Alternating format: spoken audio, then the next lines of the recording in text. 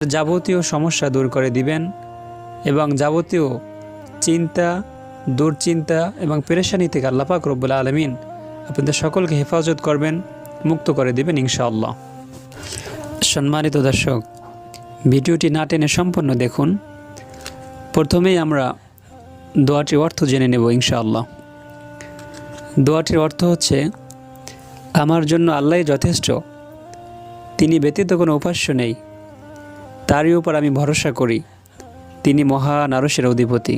সুবহানাল্লাহ, কত চমৎকার অর্থ। আপনি যদি এই দোয়াটি করেন, আল্লাহ পাক রব্বুল আলামিন আপনার যাবতীয় সমস্যা দূর করে দিবেন। আপনি যে কোনো ন্যায়তে এই আমলটি করতে পারবেন।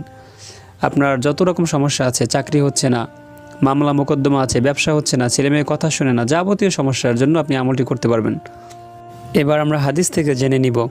সাহাবী হযরত আবু দারদা রাদিয়াল্লাহু তাআলা আনহু বলেন, নবী করিম সাল্লাল্লাহু আলাইহি ওয়াসাল্লাম বলেছেন,